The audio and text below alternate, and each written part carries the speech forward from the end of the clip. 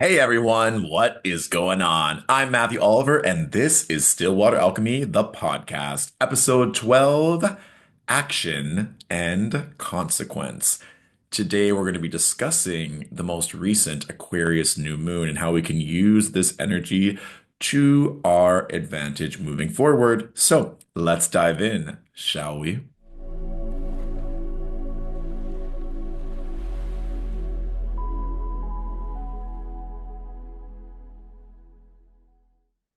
For me, and this might be insider knowledge, but Aquarius for me, is one of the best zodiac signs.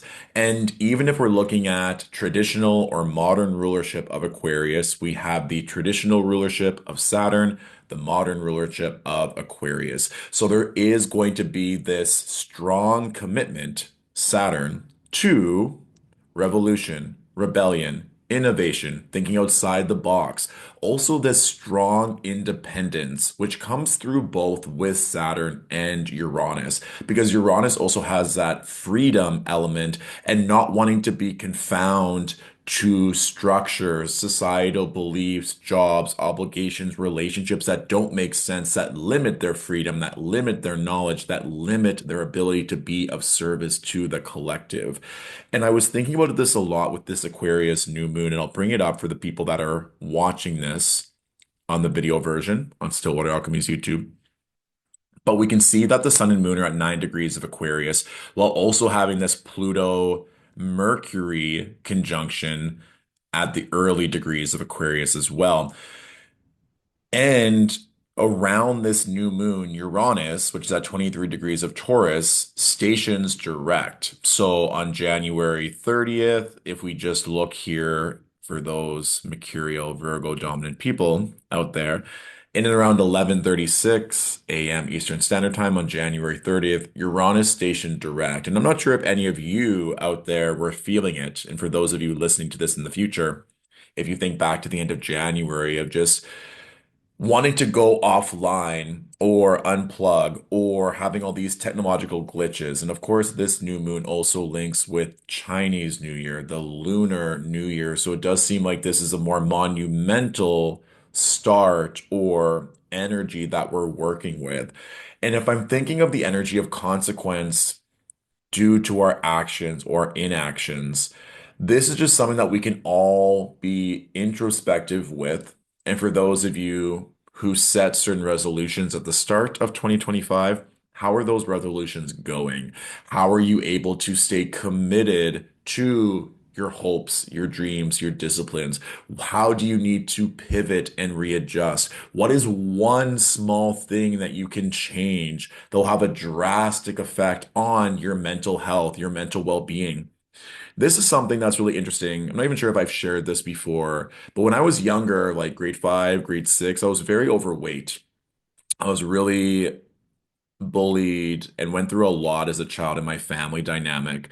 And so I found solace in food. And it got to a point where when I was having to do endurance runs for gym class in grade seven and eight, like I would perform very poorly. And so it was good motivation for me of just one, getting healthy, but two, to not have my gym score and my grade point average from phys ed lower my entire grade point average because I'm like, I'm doing so well in all the other academic courses. I don't want my physical health to bring me down.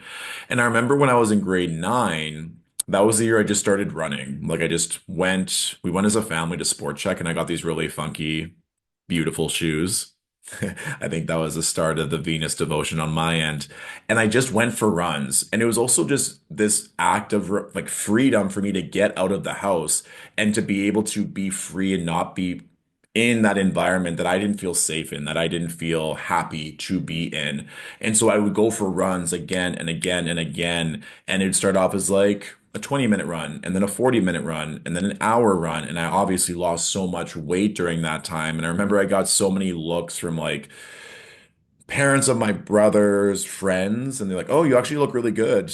Kind of like a backhanded compliment because I just like had a growth spurt and lost all this weight. And it was a series of decisions that also like capped off when I was going through grade nine and 10. I just decided to give up pop, like soda. and maybe still have iced tea sometimes, but it was like my friend group and I were like, let's just see if we can go without drinking Coke, Mountain Dew, whatever. And that really was the turning point of me feeling fully in my body, having the exercise, and then also starting to eat much, much better.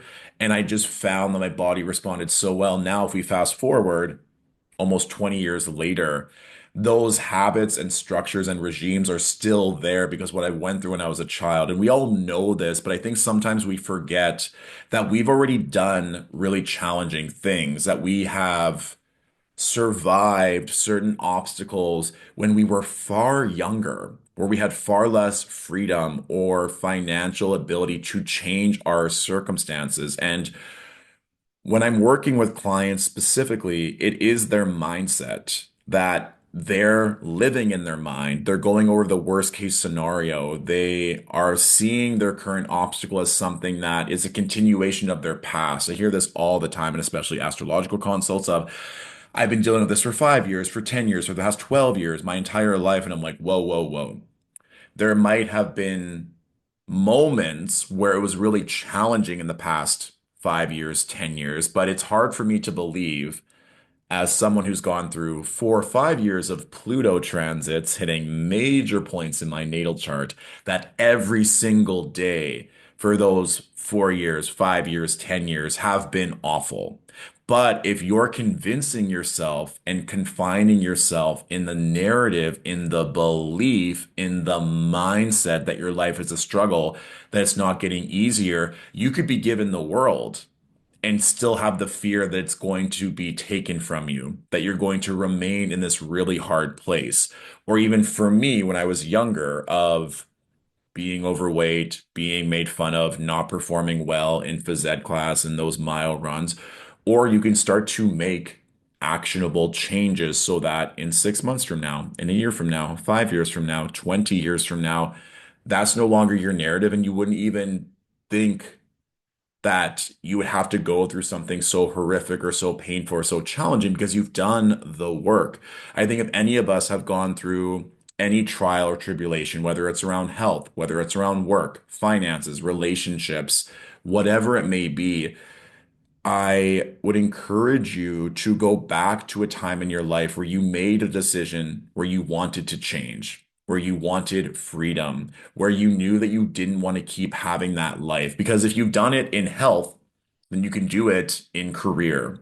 If you've done it in career, you can do it in relationships. If you can do it in relationships, you can do it in finance. Like that ability is transferable.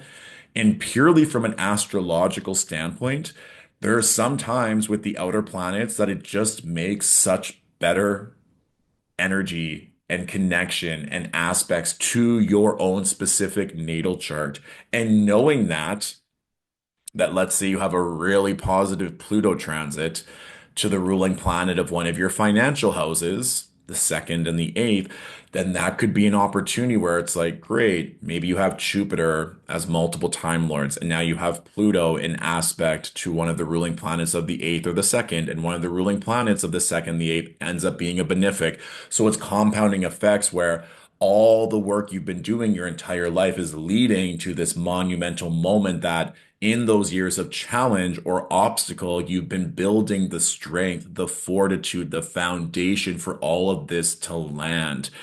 And for me, with Aquarius energy and having that strong independence and sovereignty of the mind to have their own beliefs, to live out their life in the way that they choose, not in a way that's told onto them or in a way that they should feel or act, that is the vibe where you have complete autonomy over your mind and thus complete autonomy over your actions and thus complete autonomy over your life.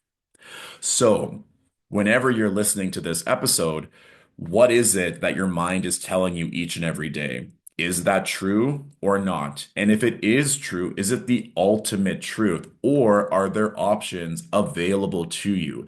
Even if the option is, ugh, I really can't get to the gym today. I have this obligation. I have to do this. I have to do that. But I told myself I want to work out. Okay.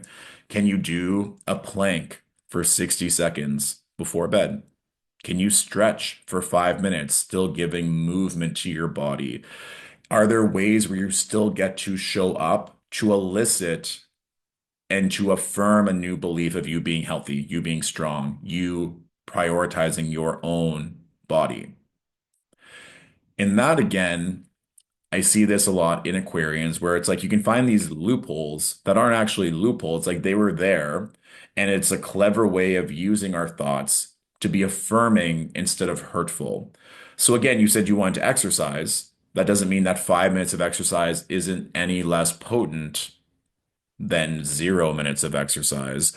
It's showing you that you're still showing up, you're still being committed to the vision, to the goal, to the outcome that you're wanting, to the point where if anyone would ever try and steer you away from your goals, your beliefs, your dreams, your own mind, and what you know to be true, it would never work because you have all this experience, all this evidence of these actions leading to positive outcomes. Because that's a big thing with Saturn. Saturn being the traditional ruler of Aquarius is that our actions have consequences. If you break the law, and you are now in court and there is evidence of you breaking the law, we know that there are going to be consequences. If you don't like those laws based on the actions that you made, then maybe you would choose to go somewhere where those actions wouldn't have those consequences. It might not be fair, it might be right, but you are currently in a situation, in an environment where you have to be mindful of certain dynamics that are going to affect you. You see this a lot of time in corporate environments where sometimes certain corporate environments make you do certain things and you do not want to do those things because it doesn't make sense or doesn't fit with your own personal beliefs. But if you have an action or inaction that goes against that corporate environment or policy based on what they deem is important for them, then it might be hard for you to succeed or to thrive or evolve. There's only one time I ever worked at a corporate restaurant, and it really was incestuous. Like everyone worked, lived, partied, slept together. Like it was just all encumbering. Like, and if you didn't play that game, it could affect your shifts that you got, which would affect the money that you make based on the shift that you got, the section that you worked. And if you didn't really play that game and you weren't buddy buddy with certain managers that had the power to influence a schedule, it might not be right. But it's like if you're choosing to stay in that corporate environment, then you're choosing to play by their rules instead of knowing that there are many restaurants to work at. But you don't have to just work at that restaurant. If management changes and the power changes, do you want to support that power dynamic or not? And I think sometimes we can think that if we're forced to move, if we're forced to leave a relationship, a job, an obligation, whatever it may be, that we're somehow failing instead of viewing it as an opportunity to see that for our soul, it's just one giant adventure. For our soul, there's opportunities for growth and expansion. For our soul, it's often in those moments of challenge or difficulty that you're actually getting stronger. If you go to the gym, you don't challenge yourself, you're probably not going to get stronger, faster, more flexible, have more endurance, right? Like if you're not pushing your body, you're not growing, which is fine. You're not meant to always work and have output and get stronger every single day.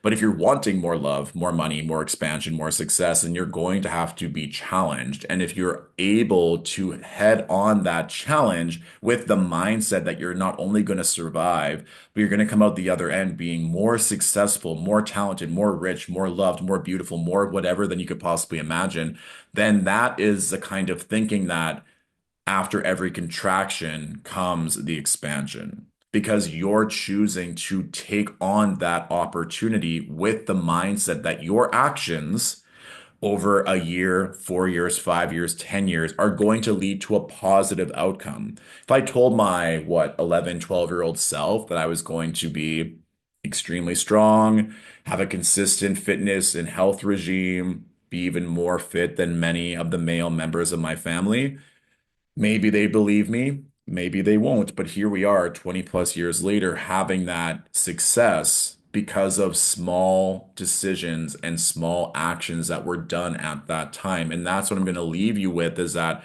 there's likely something that you've achieved at a very, very high level. And it doesn't have to be financial. It doesn't have to be anything to do with career or output. That it could be you being incredible at crocheting. And first, you had to learn how to put the thread through the needle. And maybe it took you a week and you got frustrated and you couldn't even do a single knot or a single crochet or do anything. And now you're doing toques and blankets and beanies, clothing. Or it could be the fact that when you tried to first learn how to boil water, you spilt water over the kitchen, and now you're making beautiful meals where everyone gives you compliments. I really want you to think of some time in your life where maybe you had to fail a couple times, or maybe you were made fun of, or maybe you were embarrassed. But through that and through your actions, it led to incredible results because what I'm trying to get at here is that you have already done this. You've already had massive success, likely in some area of your life, where through action, you achieved amazing consequences in your favor. And thus, whenever you're listening to this, but especially it's around this new moon in Aquarius, you can decide to switch to have the best outcome for you. And I'll share mine to amplify the intention of what we're doing, but it is very like tech focused. Whenever I go to the gym, I never go on my phone. Like even for music, I'm like, no, I want this to be a digital detox. Whenever I'm at the gym, like it's the time for me to connect with my body. I want to take energy away from my head and like my eyes looking at a screen or having AirPods on or listening. I'm like, I just want to tune into my body. And I was at the gym yesterday. Yes, so on the day of the new moon. And everyone was on their phone. Every single person was on their phone, even like walking back and forth on their phone. Like, sure, you could be texting someone, it might be a loved one or work or like checking Instagram, checking photos. But I'm like, most people work out for maybe an hour on average, right? Maybe more, maybe less, but you can't go an hour without your phone. And we still haven't learned the long-term effects on your neck, on your eyes, on your shoulders, on your posture from looking at your phone at that capacity. So you don't know what you're doing to your body and your health long term by being so addicted to your phone. And heaven forbid that you're just bored and you're it's like, it's okay. I'm just gonna wait for 45 seconds, 60 seconds in between my set. I don't need to think. I don't need to be productive. I don't need to check my phone. Like, so my small shift that I want to do with this Aquarius new moon in terms of my mind, in terms of my mental health, in terms of my output is be on my phone as little as possible. And what does that mean? Like when I'm not working, my phone will be off. It'll either be on airplane mode or it's physically going to be in a different room. Like when I am done the workday, the phone is off. And on days where I have designated rest, like I'm not going to be on my phone just to see how it affects my mood, my mental health, what we consume, because everything is being imprinted upon us. Like when you're scrolling, even for 5 minutes, you're seeing words, you're seeing images. Could you imagine if you were to scroll for 5 minutes where it's just people being happy, people falling in love, money falling from trees? Like if you had that scrolling for 5 minutes at multiple points throughout the day, it's likely to be imprinted upon in the best way possible and thus can be your reality. What's another way of imprinting ourselves with visions? Meditation and visualization. We can do it anytime. Instead of reaching for your phone, you can just visualize your best life for 60 seconds, multiple times through the day. So, if you want to join me on this challenge and new moon integration, is that instead of reaching for your phone, maybe just breathe deep breaths for a minute. Maybe visualize your dream job, dream income level, dream lover, whatever that may be. There's so many ways that's making such small change leads to massive outcomes and consequences over periods of time. So that's all I got for you for today. If you want a plethora of spiritual and astrological resources, feel free to join the Alchemy Point, Stillwater Alchemy's online platform. I'll put the description for that in the goodness below, whether you're seeing it on Stillwater Alchemy's YouTube page or on your podcast app. And feel free to let me know how this all resonated with you. If there's any small changes that you're making during this Aquarius new moon, or whenever you're listening to this in general. And I'm wishing you a fabulous integration. And I'll talk to you soon. Mwah.